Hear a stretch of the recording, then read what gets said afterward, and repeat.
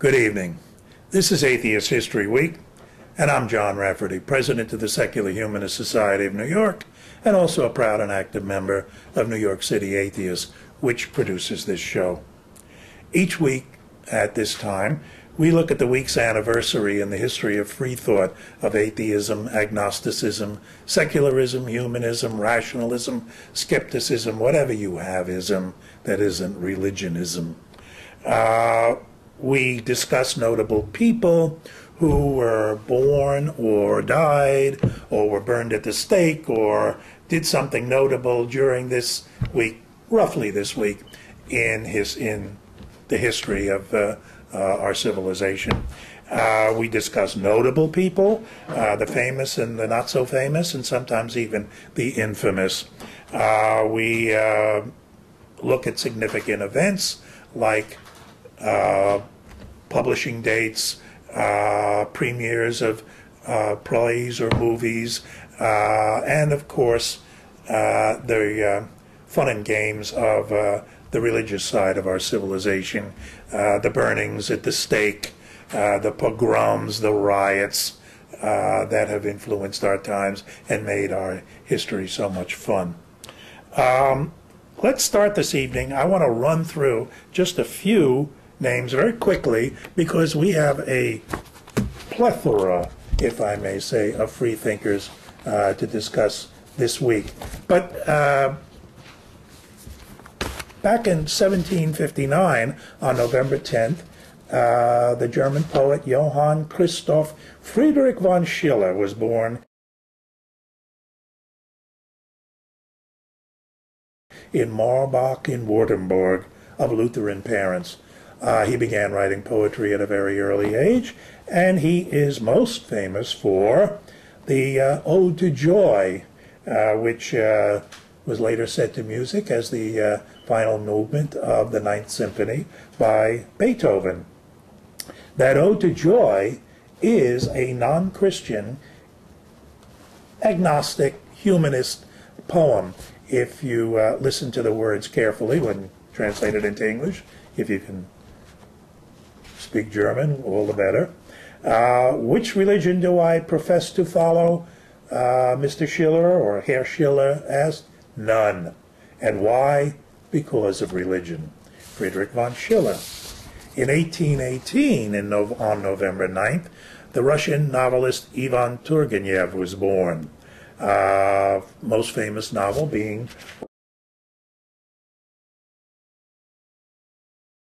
Fathers and Sons, which got such a hostile reaction because of its free thought context that he was sent into exile by the Tsarist government. He considered himself a nihilist, a man who does not bow to any authorities, I'm quoting here, who does not take any principles on trust, no matter with what respect that principle is surrounded. One of his biographers said that rationalism pervaded his works and that Turgenev was a free thinker. He is responsible for one of the quotes that I love to use whenever I can, and I'm going to use it right now. In Fathers and Sons, Turgenev had one of the characters say, "Whatever a man prays for, he prays for a miracle. Every prayer reduces itself to this: Great God, grant that twice two be not four." Yevonne Turgenev, born November 9th in 1818. Born November 13 in 1850, a poet much closer to our own language, Robert Louis Stevenson.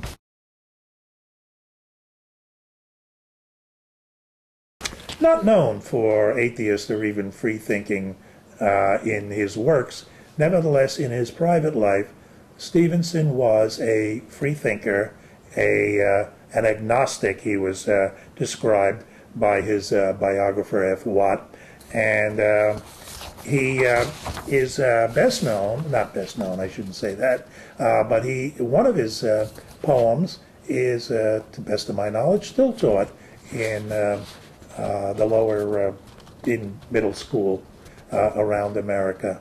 It's called Requiem, and it is his idea of what happens to him when he, or anybody, when he dies. And notice that there is not even a hint of heaven or hell in it.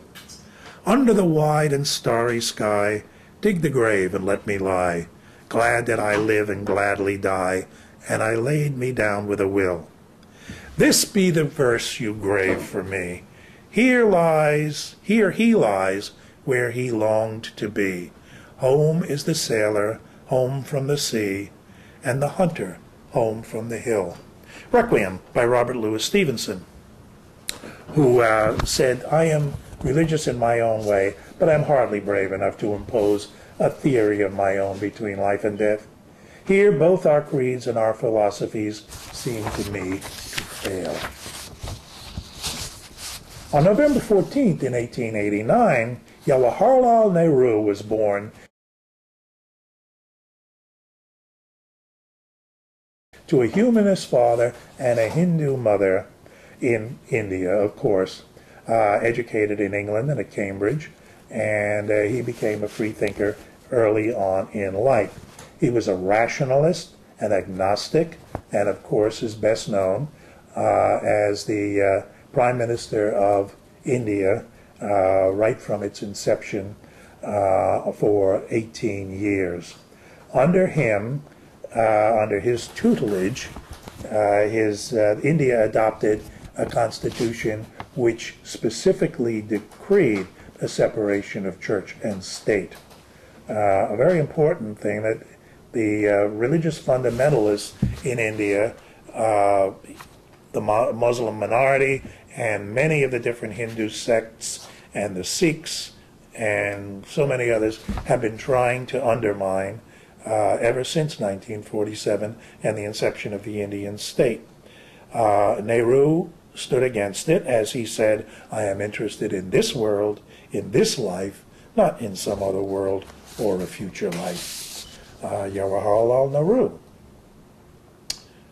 Right here in America in 1900, on November 14th, Ayaan Copland was born.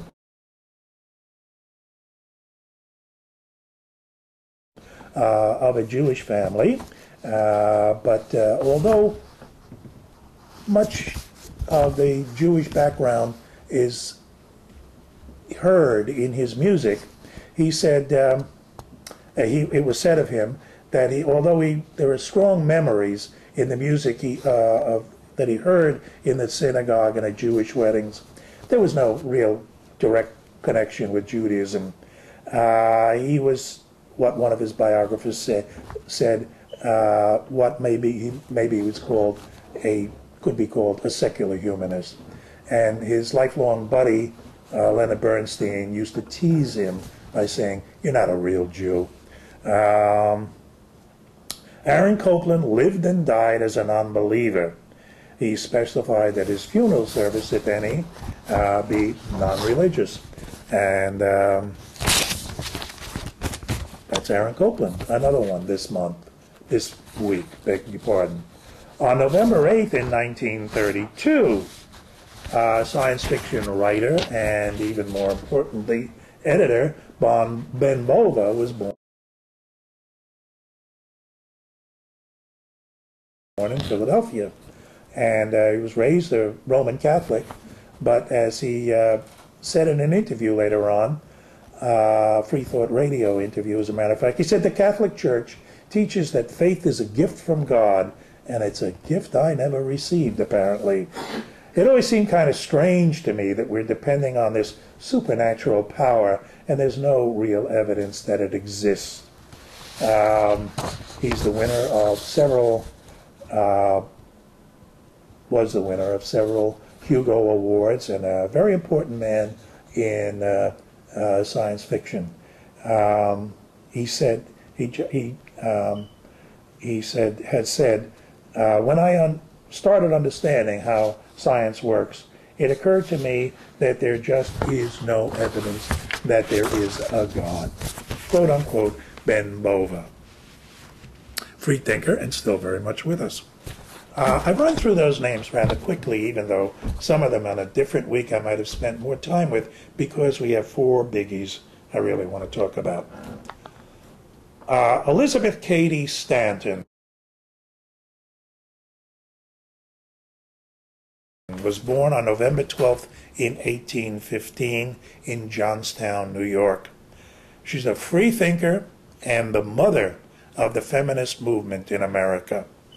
A guiding light of the historic Seneca Falls Convention of 1848 that opened this nation's eyes, or many people at least in this nation, to the strictures, the rules, and even the laws that kept women subordinate in this country.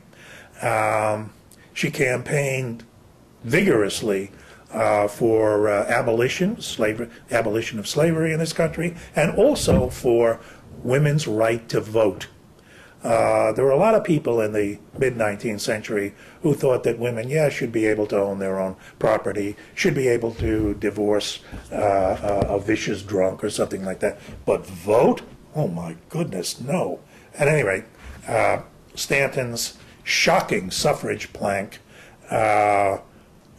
was endorsed by the Seneca Falls Convention, and it galvanized women for the next 72 years until women finally did get the vote.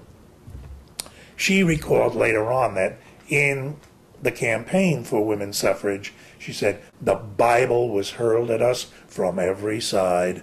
In other words, the Bible supporting the put-down of women.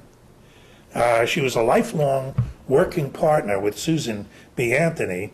It was the first president of the National Women's Suffrage Association, and in nearly every speech, whether she was going after slavery, whether she was promoting women's rights to votes or others, she never missed an opportunity to condemn religious dogma. Why? Because religious dogma was subverting her basic messages. The church is a terrible engine of oppression, she said, especially as it concerns women.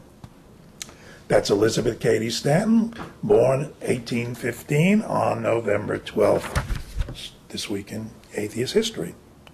Born in 1969 on November 13th, in Mogadishu, Somalia, Ayaan Hirsi Ali,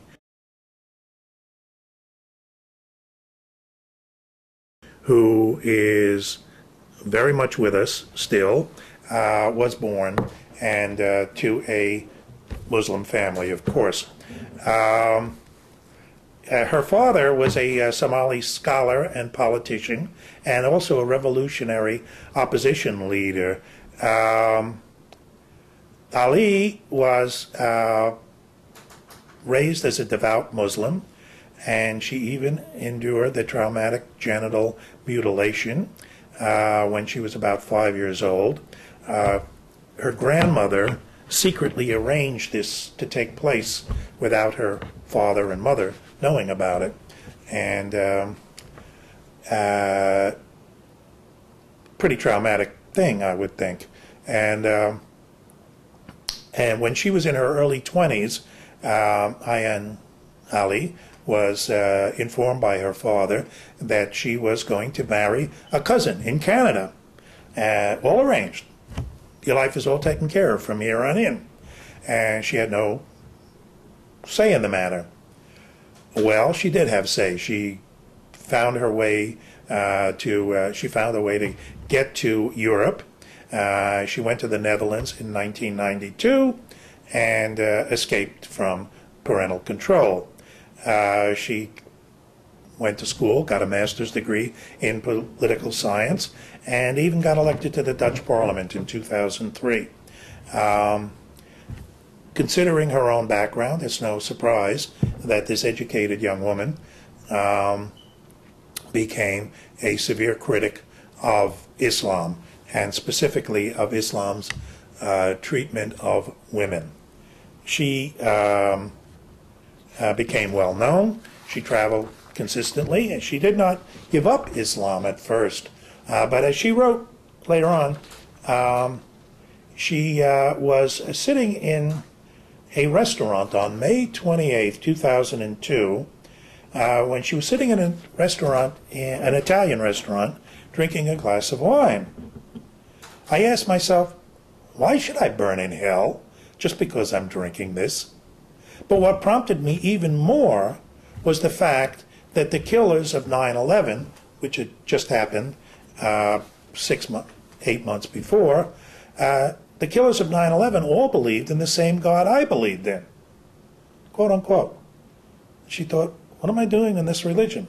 She became an anti-Islamist.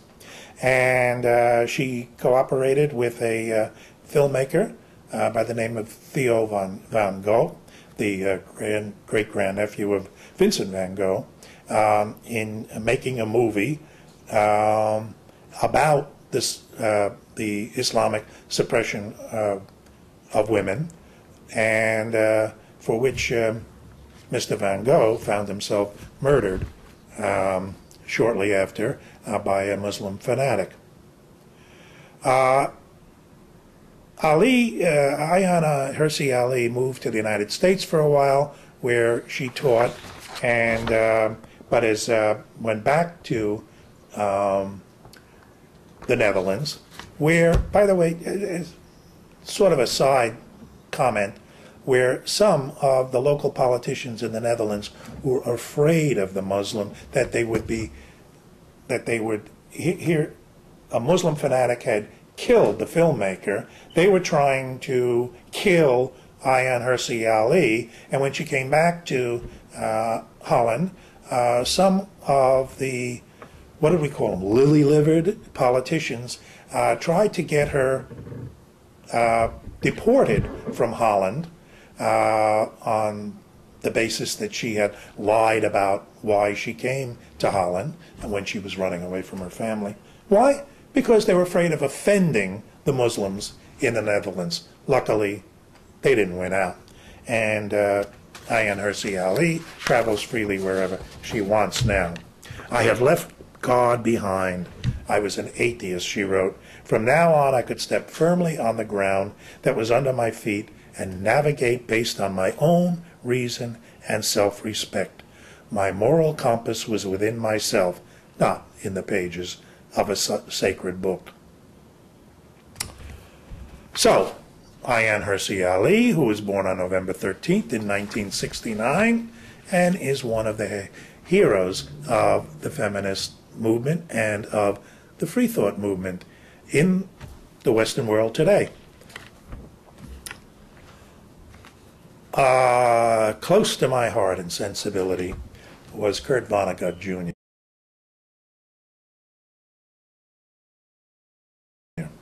Born November 11th in 1922.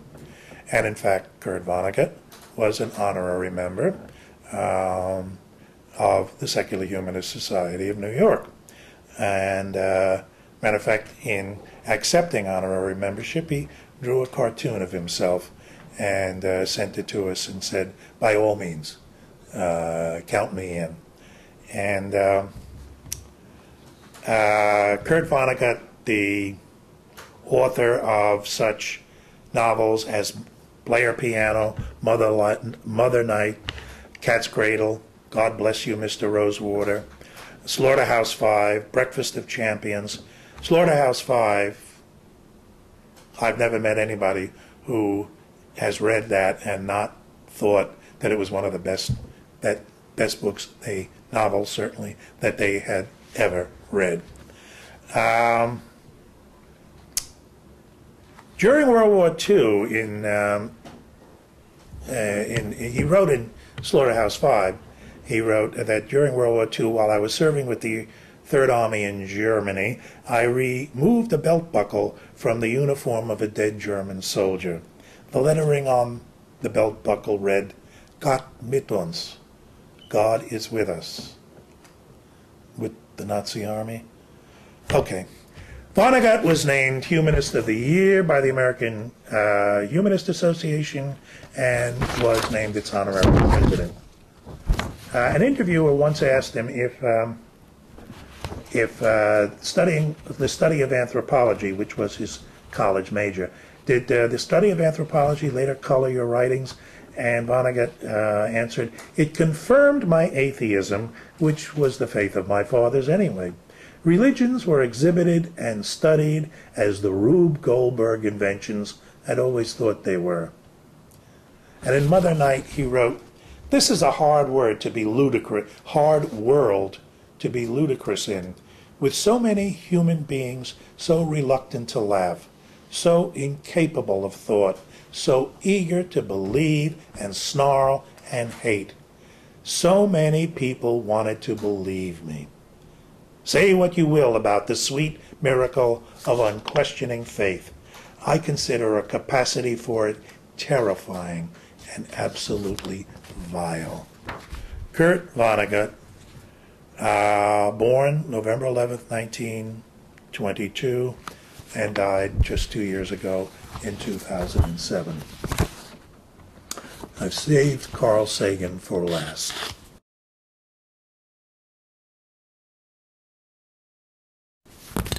Born November 9th in 1934 and died all too young in 1996. Carl Sagan, I have met several people over the last 10 or 15 or 20 years that I have been active in the free thought community, who have told me that they woke up to the idea that they were free thinkers, whether they describe themselves as humanists or agnostics or atheists, that they woke up to it by watching Cosmos during the 1970s, Carl Sagan's wonderful series on PBS. And if I'm talking to someone right now who is too young to have watched Cosmos back then, get it, rent it, go to Netflix, join Netflix, and get it and watch it. Much of the astronomy and cosmology of it has been updated over the years, and so it's a little bit out of date, but it is wonderful. Carl Sagan was the author, co-author, or editor of 20 books, including The Dragons of Eden, which won a Pulitzer, Pale Blue Dot, which referred to the first time we had a picture from space of Earth. And there is the immensity of the blackness of the universe, and slightly off center in the picture is this pale blue dot. That's Earth, folks. Live in it. The Demon-Haunted World. Science as a Candle in the Dark.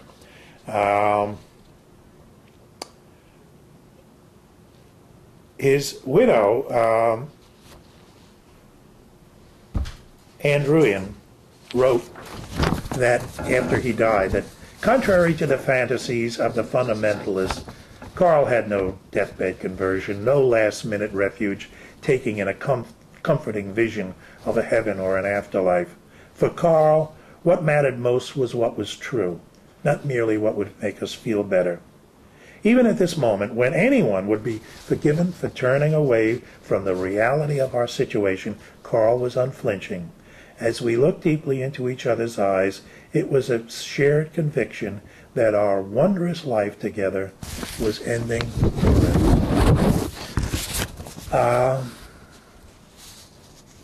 Life after death? Sagan wrote in the chapter called The Fine Art of Baloney Detection from that book, The Demon-Haunted World. If some good evidence for life after death were announced, I'd be eager to examine it. But it would have to be real scientific data, not mere anecdote, as with the face on Mars that some people think that they see, and alien abductions. Better the hard truth, I say, than the comforting fantasy. And in the final tolling, it often turns out that the facts are more comforting than the fantasy.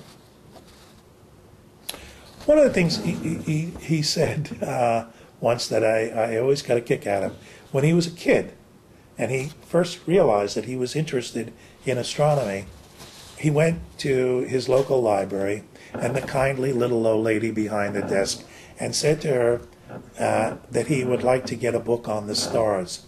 And she said, certainly, Sonny. And she steered him to a book about Hollywood. Carl Sagan was not much interested in Hollywood, but he was pretty interested in the stars. Wherever we once were, we are no longer a Christian nation, at least not just. We are also a Jewish nation, a Muslim nation, and a Buddhist nation, and a Hindu nation, and a nation of non-believers.